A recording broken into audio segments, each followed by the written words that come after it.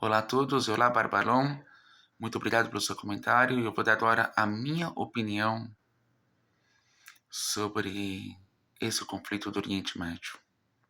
Eu sei, a maioria das pessoas não vai gostar. Eu vou fazer um paralelo para ficar mais claro o que eu quero dizer. Suponhamos que o dono de um morro do Rio de Janeiro, dos traficantes, do narcotráfico, ou o cabeça do Comando Vermelho da capital, aqui em São Paulo, suponhamos que alguém um cabeça, um líder de um movimento de narcotráfico, ele realmente tome conta, aliás, no Rio de Janeiro isso acontece, de um bairro, de um morro inteiro, ele impõe as suas próprias leis, que as pessoas têm que se recolher no tal horário para liberar o tráfico, ele escolhe qual policial que pode entrar e qual policial que não pode entrar, e que ele realmente faça a força dele realmente tomar conta do lugar. Isso já acontece no Brasil, e todo mundo sabe. Agora, suponhamos que esse dono de morro, ou dono líder desses grupos, ele expanda para o domínio de uma cidade e de um país inteiro. E ele subjugue as leis totais contra o presidente, contra todos. Até aí, tá, ainda assim, não é o que qualquer democracia queira, mas os países vizinhos ficam naquela dúvida, eu vou me meter para ajudar os cidadãos de lá? Não vou me meter? Ele está nos limites deles? Tem uma certa democracia? O povo está permitindo isso ou não, de uma certa forma ou outra?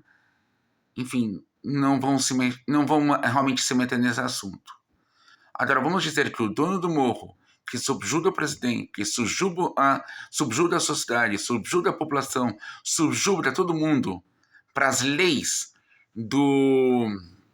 da comunidade dele, ele começa a comprar muitos mísseis e começa a bombardear o país vizinho sem parar e querendo acabar com todo mundo, querendo dominar a terra dele.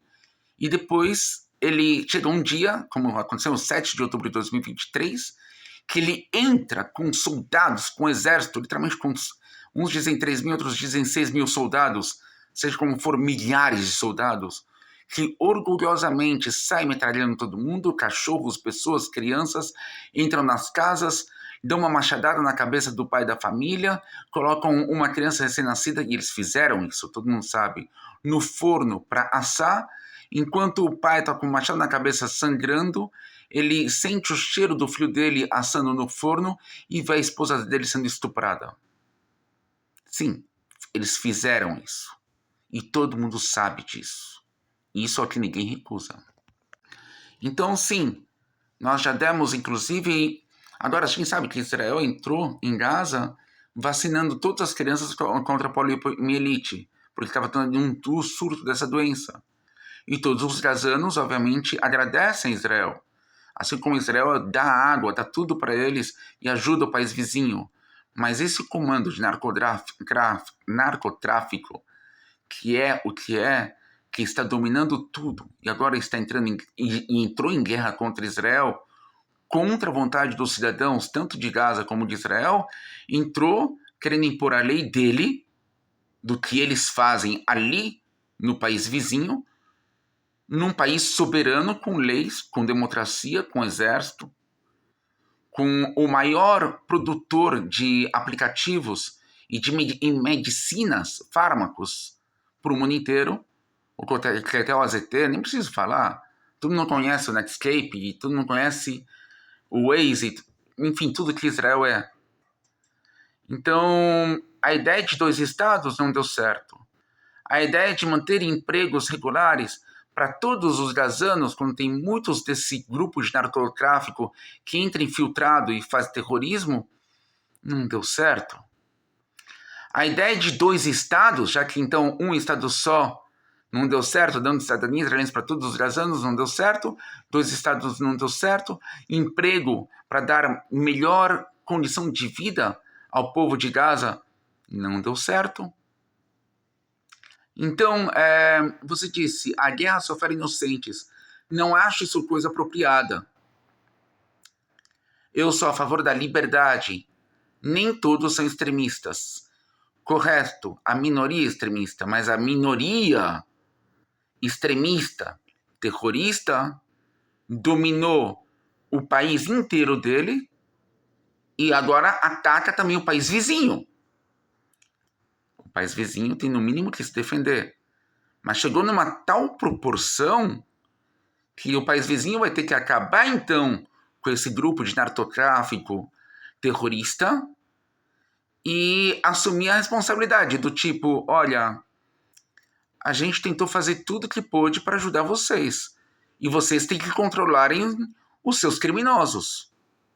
Os seus criminosos controlam você e estão vindo aqui contra nós guerrear contra a gente. Ou seja, na minha posição atual, que eu sei que ninguém vai gostar de ouvir, eu assumo que os cidadãos de Gaza, o presidente, a polícia e tudo mais, não têm responsabilidade ou não conseguem ou não são limpos suficientes de acordo com a legislação deles próprios a ponto de controlarem os criminosos dele. E alguém vai ter que fazer isso. Então, se entrou num país vizinho e está atacando um monte de mísseis, a população inteira passa fome, passa sede, fica exposta a doenças, e esse grupo de narcotráfico não está nem aí, quer matar todo mundo porque ele só tem o ideal dele, e está atacando um país vizinho, esse país vizinho vai ter que acabar com esse grupo de narcotráfico e assumir a responsabilidade e a administração desse país, porque esse país não soube controlar os seus criminosos e não soube ser responsável perante as suas próprias responsabilidades. Essa é a minha posição. E isso se chama liberdade de fato. O convívio do país que tem leis e é democrata de fato e sabe respeitar a todos. E se o vizinho do lado não sabe respeitar nem a si próprio e nem o país vizinho, esse país vizinho vai ter que dar um jeito nisso para acabar com o crime.